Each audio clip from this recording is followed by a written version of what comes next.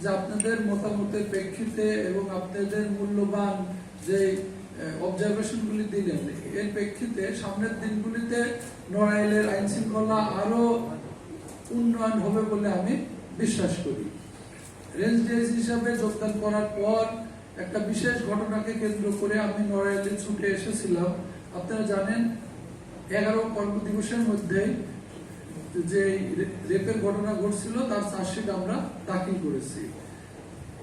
এটাই আমাদের কর্মতৎপরতা এবং আপনাদের প্রতি আমাদের যে কমিটমেন্ট তার একটা পরিচয় বহন করে বলে আমি মনে করি। আপনারা এখানে কয়েকটি বিষয়ের প্রতি আলোকপাত করেছেন, সেগুলি আমি নোট নিয়েছি। আমি দেখছি যে চুরি, ছিনতাই, মাদক এই বিষয়গুলি আপনারা গুরুত্ব দিয়েছেন।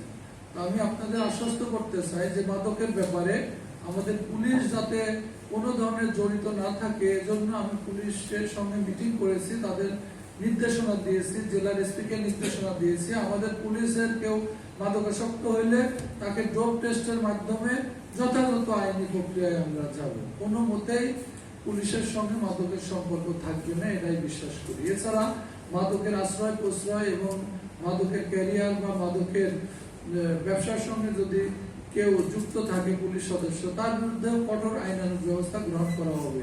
আপনারা জানেন যে মাদকের ক্ষেত্রে মাদক দ্রব্য নিয়ন্ত্রণ অধিদপ্তর তাদের একমাত্র কাজই এটা। আপনারা তাদেরও সোচ্চার করতে পারেন।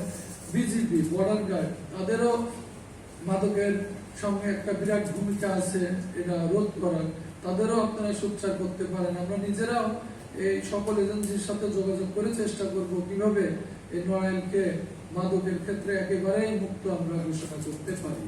এরপর আমি সম্পত্তি সংক্রান্ত অপরাধ, চুরি, ডাকাতি, দস্যুতা, ছিনতাই এই বিষয়গুলি গুরুত্ব আরোপ করি এবং অলরেডি আমার পুলিশদের আমি নির্দেশনা দিয়েছি যে যাতে এটা রোধকল্পে পেট্রোলিং ব্যবস্থা জোরদার করা যায়, আমাদের দৃশ্যমান পুলিশিং যেটা সেটা জোরদার করা যায় এটা বলেছি। এবং আপনারাও বলেছেন যে আমাদের বিট পুলিশিং যাতে জোরদার করা হয় এবং শহরের পেট্রোলিং যাতে জোরদার করা হয়। আমি নির্দেশনা দিচ্ছি আমাদের নড়াইল জেলা পুলিশকে, অবশ্যই এটা বৃদ্ধি করা হবে।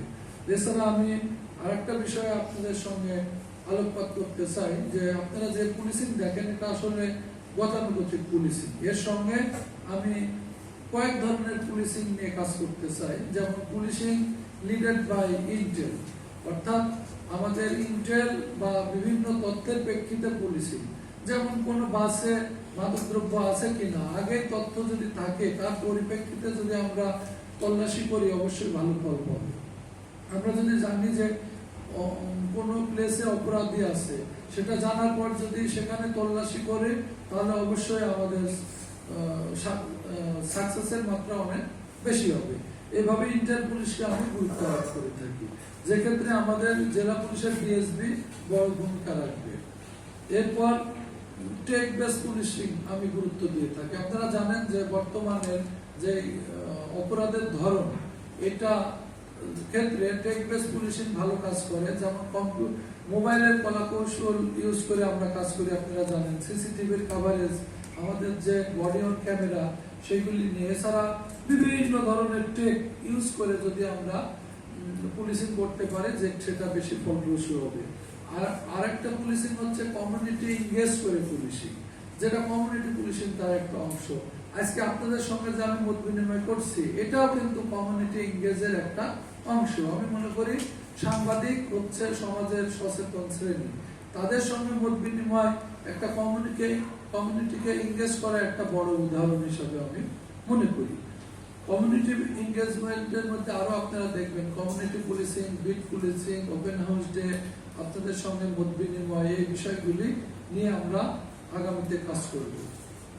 আমি বিশ্বাস করি যে প্রচলিত পুলিশিং এর সঙ্গে Intel base policing, community engagement policing এবং টেক বেস পুলিশিং সমন্বিতভাবে যদি কাজ করি অবশ্যই আইন শৃঙ্খলার উন্নয়ন হবে আপনাদের এই নড়াইলে।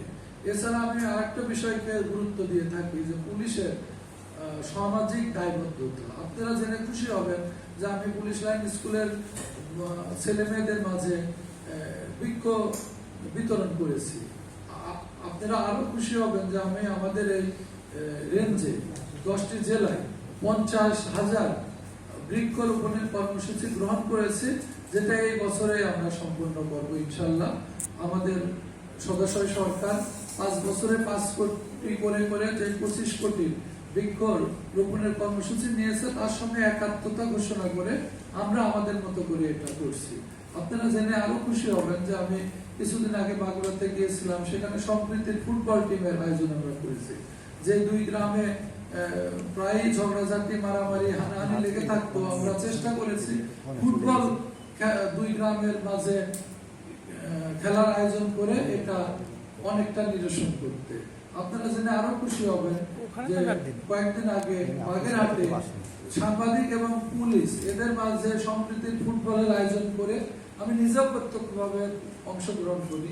এর মাঝে বিভিন্ন সমাজের সঙ্গে আমাদের সম্পর্কের উন্নয়ন বা যেটা আমি বলছিলাম যে আমাদের সামাজিক দায়বদ্ধতা, এটা নিয়েও আমরা এগোচ্ছি। আমি মনে করি শুধু শাস্তি দিয়েই কিন্তু সমাজকে ভালো করা যাবে না, এর সঙ্গে বিভিন্ন তাদের কাউন্সিলিং এর ব্যবস্থা, তাদেরকে বোঝানো, এই কাজগুলি করলেও আইন শৃঙ্খলার উন্নতি ঘটবে। আমি মনে করি পুলিশের সঙ্গে সঙ্গে আপনারা যে সাংবাদিক সমাজ এক্ষেত্রে বিরাট ভূমিকা নিতে পারেন এবং আপনাদের লেখনের মাধ্যমে সমাজকে অনেক সচেতন করতে পারেন, যেটা আমাদের কাজের ক্ষেত্রে অনেকটা সুবিধা হবে বলে আমি মনে করি। পরিশেষে আপনারা আমাদের আহ্বানে এখানে এসেছেন, মূল্যবান মতামত দিয়েছেন, আমরা সমৃদ্ধ হয়েছি। আর আপনারা পুলিশের গতিশীলতার কথা বলেছেন, আগস্ট পরবর্তীর কথা বলেছেন। আমি মনে করি আগস্ট পরবর্তীতে কিন্তু অনেক ইভেন্ট আসছে, কয়েকটা ঈদ গেল, পূজা গেল, বড় একটা নির্বাচন হলো, কাজে পুলিশের এখন সেই গতিশীলতা কম থাকার কোনো কারণ নাই। বিভিন্ন ইভেন্টের মাধ্যমে তারা অবশ্যই তারা নিজেকে গতিশীল করতে পেরেছে বলে আমি মনে করি। আর সামনের দিনগুলিতে এই রেঞ্জে আমার নেতৃত্বে এবং এই জেলায় এসপির নেতৃত্বে পুলিশ এগিয়ে যাবে। আপনারা শক্তি, সাহস, উপদেশ এবং বিভিন্ন মতামত দিবেন, আপনাদের লেখনী মাধ্যমে গঠনমূলক সমালোচনা করবেন, এই প্রত্যাশা রেখে শেষ করছি। আল্লাহ হাফেজ।